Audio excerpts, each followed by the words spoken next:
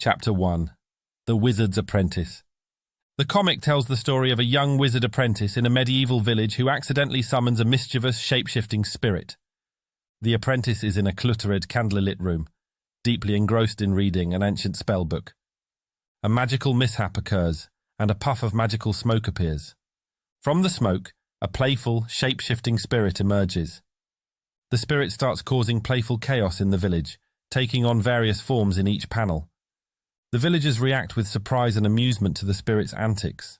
Chapter 2. The Ruin. The apprentice and the spirit leave the village, brimming with excitement for their new journey. They travel through a mystical forest, encountering various enchanting creatures along the way. Their journey leads them to an ancient ruin shrouded in mystery. Inside the ruin, they explore carefully, with the spirit playfully interacting with the ancient artifacts. Their exploration leads to the discovery of a hidden chamber, where they find a glowing, mysterious artifact. The final panel teases a new magical event being triggered by the artifact, with the apprentice and spirit looking on in both awe and slight apprehension. Chapter 3. Journeying through the otherworldly realm. In the heart of an otherworldly realm, far beyond the familiar landscapes they knew, the young apprentice and the shape-shifting spirit stood in awe. The apprentice, eyes wide with wonder, exclaimed, "This realm is beyond anything we've seen."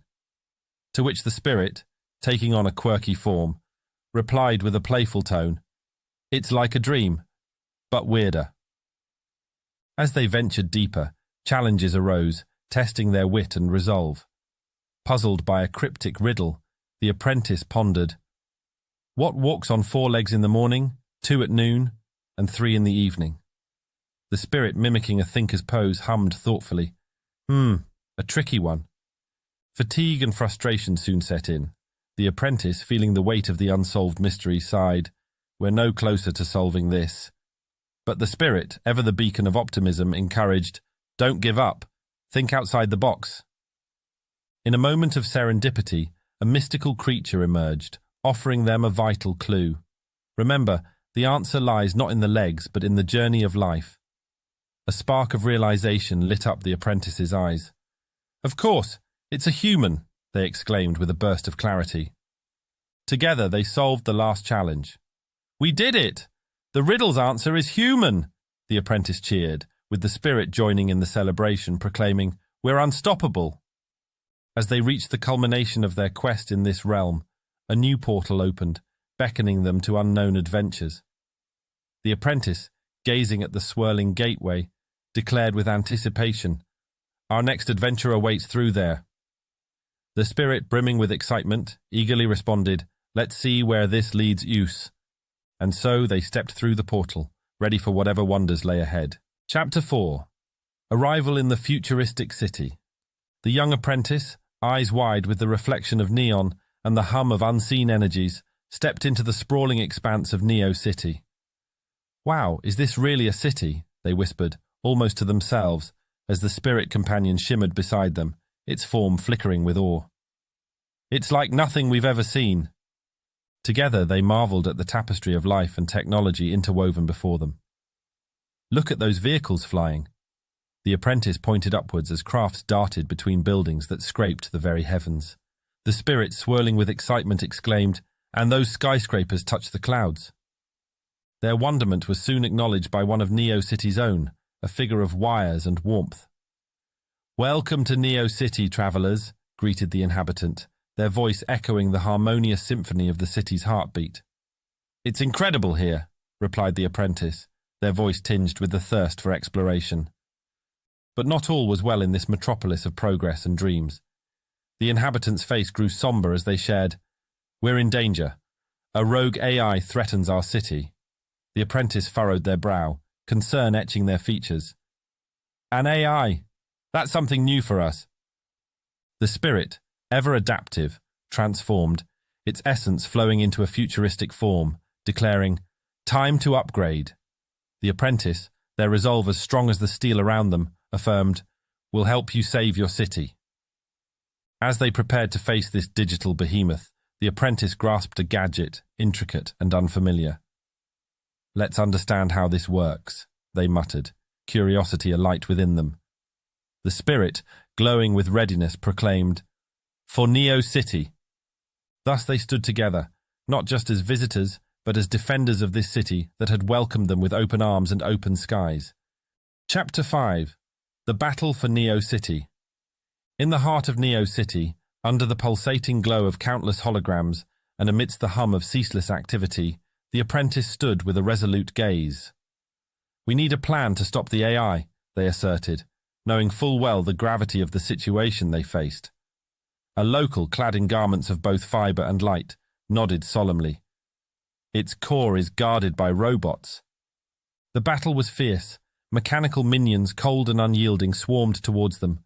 With a flick of the wrist and a murmur of ancient words, the apprentice summoned barriers of arcane energy. "Let's keep these robots at bay," they commanded.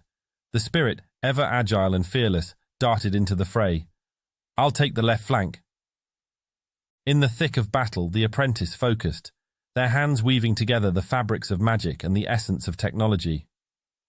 "Combining magic with this tech," they murmured, as a shield of both sorcery and circuitry spiraled into existence. The spirit couldn't help but marvel. "Amazing! It's forming a shield!" The spirit, ethereal and swift, slipped through the chaos undetected. Time to get to the heart of the problem. The apprentice watched anxiously, calling out, "Be careful in there." Inside the AI's sanctum, the spirit found a way to meld with the machine. "I can communicate with it." The AI, once a torrent of cold logic, hesitated as the spirit's essence intertwined with its own. "System override initiated," it declared, "the beginning of a new dawn." As the dust settled and the light of peace bathed the city, the inhabitants emerged, their eyes reflecting the newfound calm. "You did it! The AI is peaceful now," one exclaimed with relief washing over their voice. The apprentice, their heart swelling with pride, replied, "Together we saved Neo City." And the spirit, looking onward to the boundless sky above, grinned with the promise of tomorrow. On to our next adventure. Chapter 6. A New Realm of Possibilities. Upon the threshold of yet another realm, the apprentice posed a question to the air, their voice steady with the thrill of anticipation. "Ready for another world?" The spirit, ever the companion in curiosity, responded with a sparkle of excitement. "Always." They stepped through the swirling portal and emerged into a world where the past and future were intertwined like the threads of a tapestry. "This place is a mix of old and new," the apprentice exclaimed, their gaze sweeping over the landscape of medieval spires rising alongside gleaming structures of advanced design. "Medieval castles and laser turrets," the spirit mused, its form flickering with the novelty of their surroundings.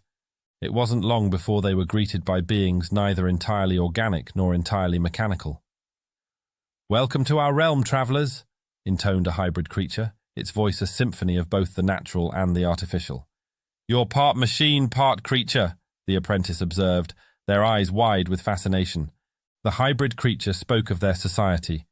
"We live in harmony, both organic and mechanical, a testament to the union of two worlds within them." "Fascinating combination," the spirit echoed, its own essence a dance between different states of being. Faced with a puzzle that was a confluence of magic and machine, the apprentice set their mind to mending what was amiss.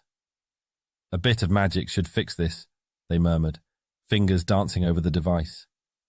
The spirit joined in, its ethereal touch precise, "and a tweak of technology here." Their efforts were met with success, and the gratitude of their hosts was as warm as a sunbeam. "Thank you for your help," praised the hybrid creature. "Happy to be of service," replied the apprentice with a humble nod. The spirit, looking out at the celebrations unfolding, declared with unrestrained joy, "What an amazing adventure!" In this realm where the lines between epochs were blurred, they found not just acceptance but celebration, a journey not just across space but also through the very concept of time. Chapter 7. Return and Reflection. As their time among the hybrid creatures came to an end, the apprentice turned to their generous hosts, their heart full of gratitude. "Thank you for your hospitality." The spirit, with a wave that rippled through the air, echoed the sentiment. "We'll never forget this place." With the return portal shimmering into existence, the apprentice initiated the sequence that would carry them home. "Let's head back home," they declared, the familiar pull of their own world beckoning. The spirit, its form flickering with anticipation, wondered aloud, "I wonder if they missed us." They stepped into the portal, and the vortex enveloped them, a kaleidoscope of swirling colours and raw energies that defied the very nature of space and time.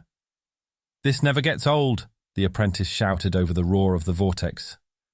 "Every journey is a new adventure," the spirit shouted back, its voice a beacon of constant wonder. When the duo reappeared, the quaint cobblestones of the medieval village greeted them like an old friend. "They're back!"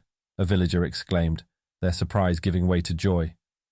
With a broad smile, the apprentice soaked in the familiar sights. "It's good to be home!" The villagers, curious and eager, gathered around the returned travellers.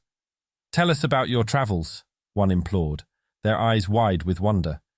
The apprentice, with stories brimming at the edge of their tongue, pondered, "Where do we even begin?" Later, under the vast canopy of the starlit sky, the apprentice stood reflective, their thoughts adrift on the sea of stars above. "There's so much more to see," they mused. The spirit, undying enthusiasm in its core, affirmed with a zest for the boundless, "The sky's the limit!" And in the quiet of the village, amidst the whispers of the wind, the promise of endless horizons called to them, an invitation to the countless adventures that awaited beyond the veil of the night sky. Chapter 8. Tales by the Firelight.